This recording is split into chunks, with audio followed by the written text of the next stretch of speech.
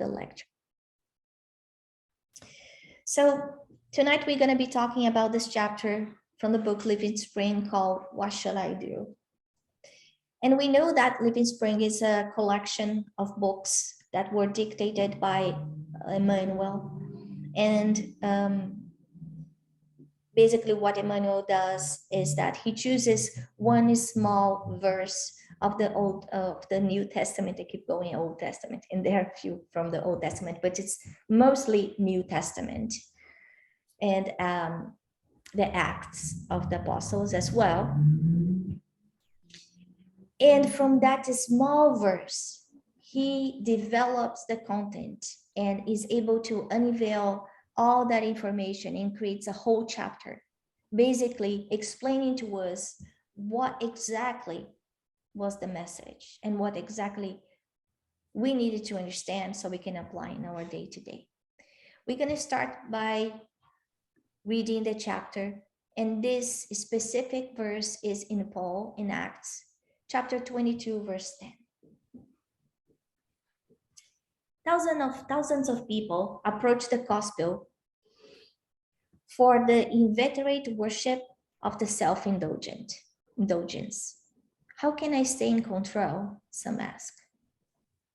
It's funny to see this worship of self-indulgence, because many times we want to do some type of exchange. So I am good, I go to the church, I do my prayers. What do I get in return? Can you cure my disease? Can you help my marriage? Can you end my depression? So somehow we want to have it as an exchange, just like what we do with money in the material realm. So how can I stay in control? I want to be in control of what's going on in my life. That meaning I want my life to be what I want. How can I relax? Inquire others. And the question keep multiplying. Strange, reproachable, incomprehensible. There are those who ask for cheap comfort while in the flesh. So I go, and I know that we know that in some churches, they say, oh, if you buy this broom, all the evil spirits will be out of your house. If you wipe your floors with this broom, or if you use this type of, alcohol, you're not going to get COVID. So we know that that's not how it works. There are those who ask for cheap comfort while in the flesh, meaning I go to church and I want a new job, a better house, a husband. Those who demand undue affection. Those who long for unconfessable businesses. Those who demand resources to make serving peace and the good more difficult. And the question of the Apostle Paul at the moment he's blessed by the divine presence is the standard for all learners and followers of the good news. The great laborer for the revelation does not ask to be transferred from earth to heaven, nor he degenerate into suggestions of favoritism for his personal circle. He does not ask to be exempt from responsibility, nor does he flee from duties of the struggle.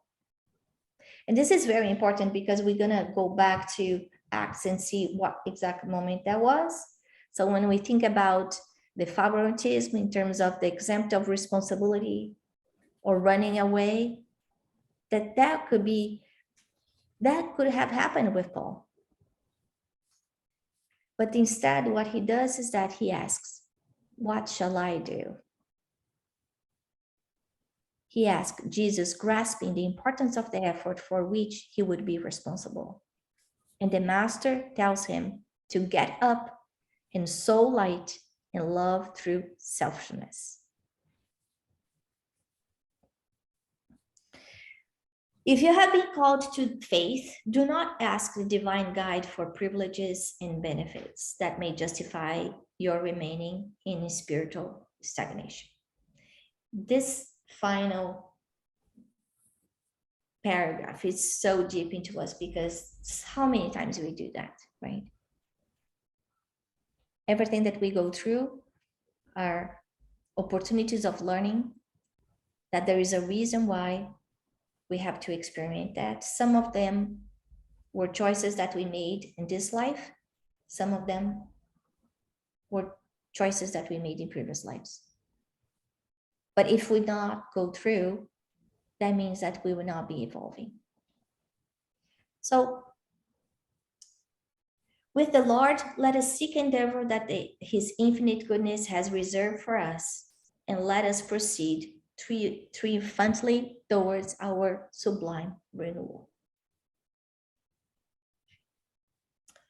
So Emmanuel, in this case, he chose this small verse, which is exactly when Jesus shows up in front of Saul as Saul was entering Damascus to capture Ananias. And we know what happens. So Paul is going to Damascus to basically capture and kill Ananias. He has a couple people helping him. And then suddenly he sees this light that blinds him. But the teammates do not see. And the light is so strong that he falls from his camel. And he sees Jesus. And Jesus asks him, Paul, why are you doing this?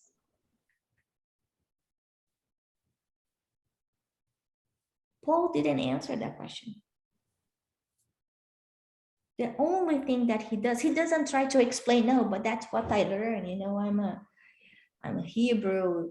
We think that you are going against our beliefs and destroying our religion, and you are an anarchist, in the Roman times. And no, he doesn't say anything. What he does is, what shall I do?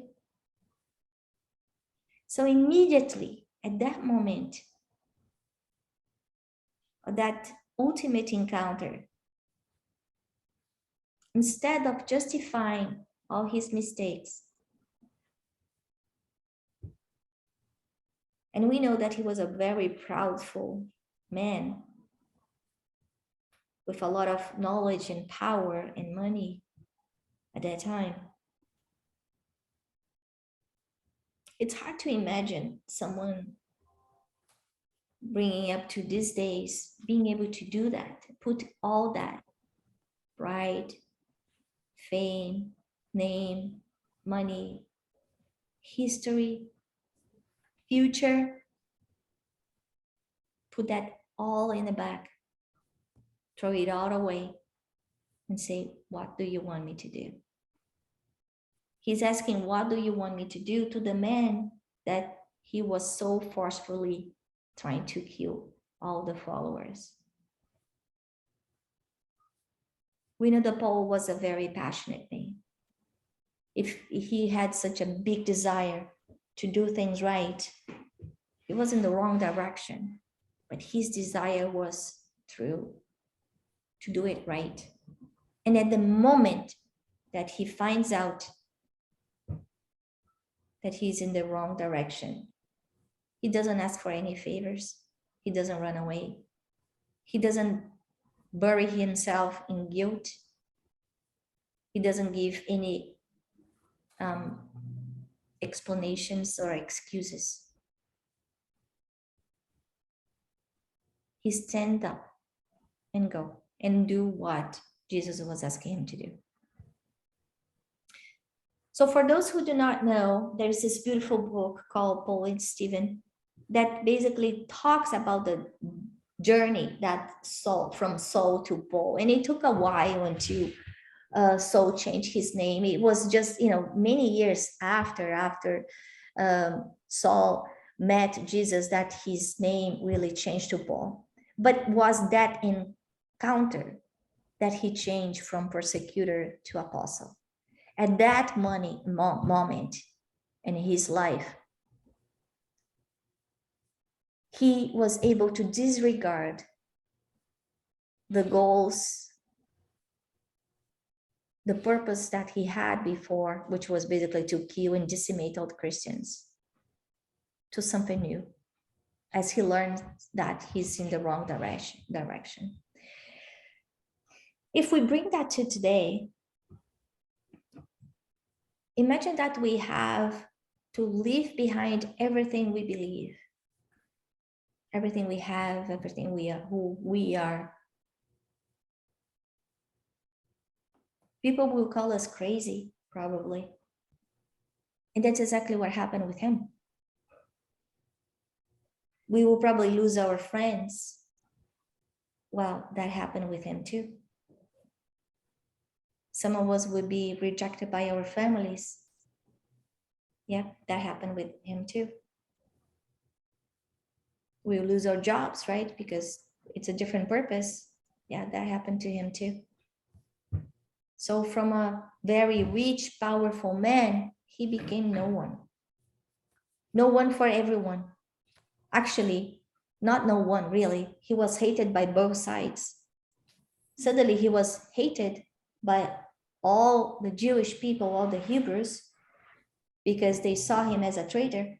And he was also hated by the Christians because they were terrified by him because of all the horrible things that he had done. He had basically no one. No one. And in the beginning, he was blind. And the person who was supposedly to help him was the one he was to kill. And this blindness is so important because this blindness was the door for him to be able to look inside. We don't know if he was able to see everything, maybe he would get lost again. He may perceive everything that he would be leaving behind. But being blind makes us so vulnerable. We need to trust people who are around. He's in a city that he's not that familiar with. His friends don't want to take care of him.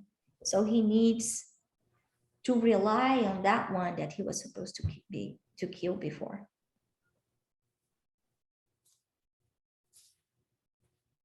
It's very hard to think about how lonely he felt. And in this moment that we are living right now, that many times we question the purpose that we have in life, that we look back and we think, okay, what did I do? Paul is a good example for us to reframe it. There's a book from a friend of ours that has also been a speaker here. His name is Dr. Dan Assisi. And he talks about this encounter on his book, Our Road to Damascus. And I put here so we can read together. They had been on the road for a while. Saul and his companions moved forward to Damascus like all other travelers would, slowly and steadily. As the caravan inches ahead, the desert sun falls heavy in their backs and the horse under Saul feels warm. Barring the occasional settlement along the way, the landscape does not change much. As they continue their solitary march, the dusty road seems to be two things at once, to go on forever and to emanate the reflected heat of a Mediterranean sun, unconcerned with the welfare of travelers. Days on the road have exhausted much of their conversation. As they approach Damascus, the atmosphere is one of reflection and silence brought by the long journey. Our traveling party moves forward. All of a sudden, and to everyone's surprise, Saul falls from his horse on the road. As Acts describes it, a great light from heaven shines down and causes Saul's fall. What follows for Saul is an indescribable experience of meeting with Christ and feeling something until then unbeknownst to him. What matters most for us, however, is that in one brief moment, Saul's entire life is unpinned by that encounter. After that, everything changes for him. The man who emerges from that experience is different. That moment gives birth to Paul. And that kind of comes to me a question. What is that encounter for us? When? Because many times the encounter is not a pleasant encounter. The encounter of a rebirth is not like the happiest day of my life. No, because when we are happy, many times we forget God. We're too busy having fun. So when? And we need to ask ourselves, when? It's exactly that moment that we meet face to face with Jesus.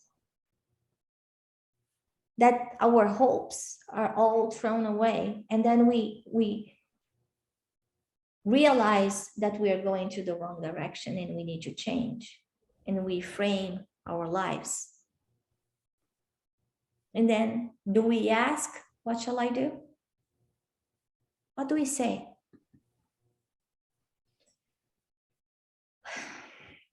When I ask, what shall I do?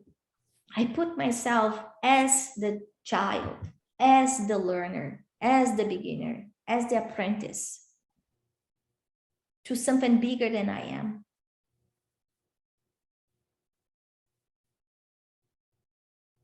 Instead of fighting or arguing or crying or screaming. In that moment, he understands the misunderstanding. He grasps that he needs to change, that the force of that light that makes him blind was not there by chance.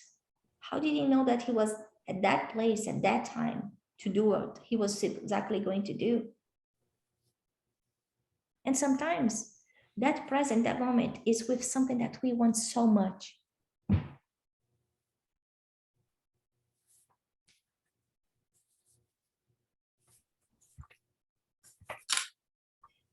What he does is that he embraces the change and move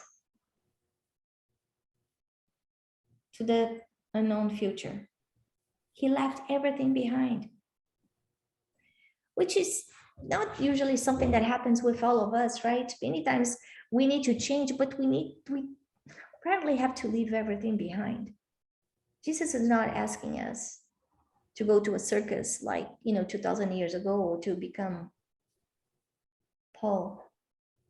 But he's asking us to change and leave behind some things that are pretty deep inside of us. Nevertheless, many times when we pray, we ask for privileges, we ask for cures, we justify ourselves, victimize ourselves, we want to be in control. This is what I want to happen from now on. I'm doing everything right now, I want peace. And I want peace without sowing that peace. I want peace by changing others instead of changing myself. And we learn that that's not how it works.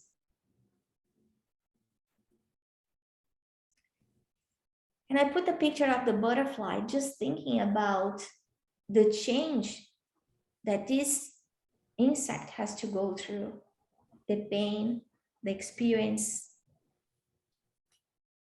before the cocoon and after the cocoon, that somebody looking from outside may not understand. And if we try to poke the cocoon to make the life of the butterfly easier, the butterfly will not be able to fly. So somehow those harsh moments, that harsh experience, painful, is critical for her to transform to the beauty.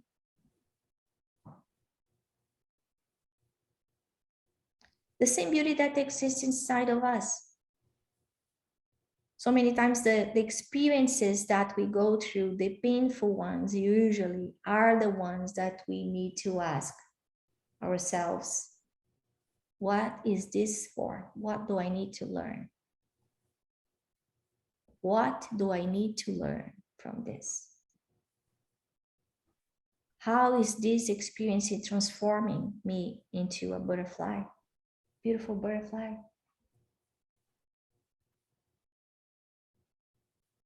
Sometimes we don't need to know why. We know that God is just, is perfect, infinite love, supreme intelligence, creator of all things. This is in the Spirit's book, question 1. So we know that everything that we go through is because we have to. Have to doesn't mean that he wants to. Have to meaning that we are basically collecting the results of the seeds that we planted before. Our own actions from past are giving the fruit that we experiment today. But one may say, but how? I'm going through this, but I didn't do anything wrong this time, this life that I remember to come with this difficulty. But we know that we live many lives, that this life is just a small chapter on eternity, a second. And today represents everything that we chose to do in the past. On the other hand, tomorrow will be exactly what we change for today. So this is the opportunity that we make the right choices, that we change what needs to be changed. And then Emmanuel continues that in this encounter, if we ask for comfort, like take this person out of my life, take this sickness out of me.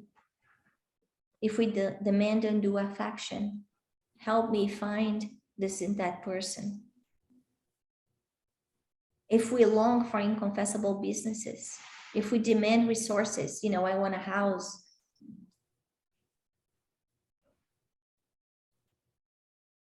What do we ask? Because what we are asking is telling so much about us. What we should ask is different.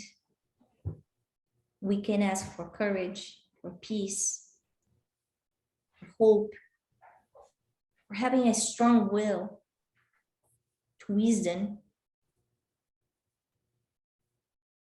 We can ask for these tools that will help us navigate through the difficulties and challenges that we face with courage, with braveness, without us becoming someone that is sour, that is harsh, that is mean, that is selfish. Otherwise, we are going the wrong way. There's the story that if we get an egg, a raw egg, and we put in the water, the egg starts very soft and becomes hard. If we take a carrot and put in the boiling water, the carrot was hard and becomes soft. And if we get the stone and we put in the water, nothing happens. So when we go through this boiling water, because we all do some way, are we the egg, the carrot, or the stone? What I'm choosing? And we continue to act as children in mandating privileges and benefits that we do not deserve, and that will not really help us move forward. If my son has a problem with math, and for him to be able to pass, I do all his math homeworks and projects, he will pass, but will he learn math? No. So how can we learn something if we ask God to take it from our way? It's not the same subject at school. It's something different. Maybe it's to become more humble, more accepting, valuing my family, forgiving, being able to reframe my anger. You need to remember that all our vices come from our ego, our narrow view that everything that matters is in this realm, mixing who we are as eternal spirits with who we are right now.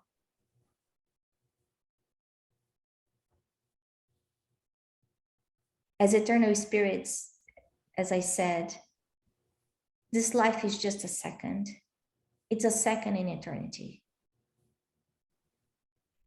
But it's an important second, because sometimes a bashful act can really complicate our future. For many lives, we do not know. Emmanuel continues, the great laborer for the revelation does not ask to be transferred from earth to heaven, nor does he degenerate into suggestions of favoritism for his personal circle. Oh, but I am so nice. I come to the Spirit Center twice a week. I help the poor. I feed the kids on the street. I'm sowing for the future.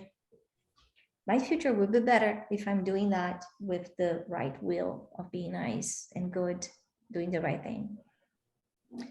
He does not ask to be exempt from responsibility, and that's what we have today, responsibility. Nor does he flee from duties of the struggle. If we try to flee, the struggle will find us again. Because as we were learning in a previous study of André Luiz on chapter 4 of the book Nosso Lar or Astral City, we learned that all our actions, all of them, from all the lives, are basically written in our subtle body, our spiritual body, the perispirit. So for those who are interested to learn more, I recommend you to read Astral City or Nosso Lar from André Luiz, and was psychographed by Chico Xavier. And that's the message, the final message that Jesus gives to Paul, but gives to all of us, which is get up, move, so light. Don't be a rebel. Don't be harsh. Don't be mean. Don't become the egg. Go and love through selflessness. Do to others what you want others to do to you. Help. And then we think about our friend, St. Francis of Assisi, whose birthday was this week, on his beautiful prayer, where he doesn't ask what he should do, or he doesn't ask for him, but he asks that he can give more than he receives on all his prayer.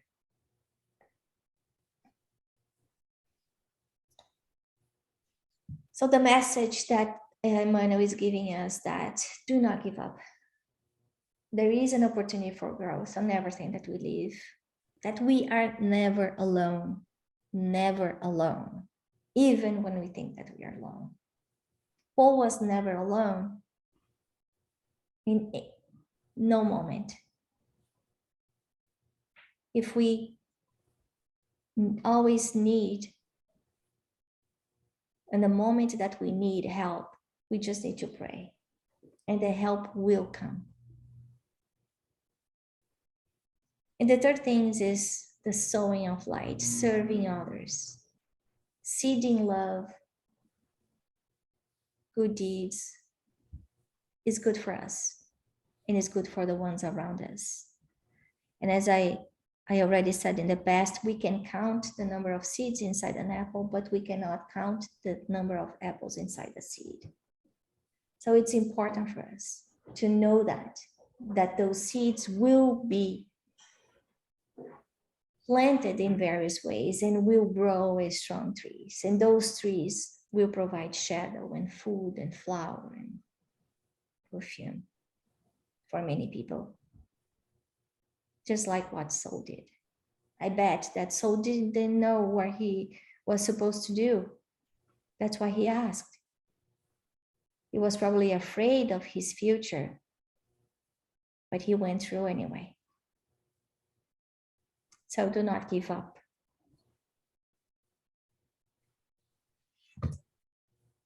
So in this moment, I would like to start with our prayer. This is the moment that I invite you all to connect with your guardian angel. He knows exactly what you need. Connect with the celestial spirits here among us. These beautiful spirits that all they want us is to make the right choices, to be better. May we elevate our thoughts, asking all the benevolent spirits, our friends,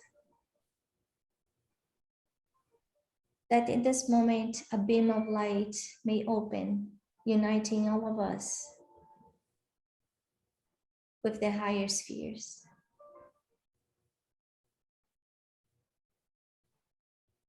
That flowers may impregnate all that atmosphere around us, bringing peace, health, love, confidence, wisdom, courage. Dear God, you know our trespasses better than we do. Help us let go of this past and build a beautiful future. A future where we sow love, where we sow light, that we serve instead of willing to be served. Help us work with you, for you, being a small light that illuminates all of those around us. Dear Master, listen to our prayer. Take care of our wounds, physical wounds, material wounds, or spiritual ones. May each one of these wounds help us see better the rights, choose better, make us a better person. We ask you to involve all our family members, beloved ones in the same light, sharing with all of us, incarnated and disincarnated, your peace and your love. We ask you, dear Father, to take care of all of those who ask for our prayers, whatever they are, at home, at the hospital. May they receive all the help they need.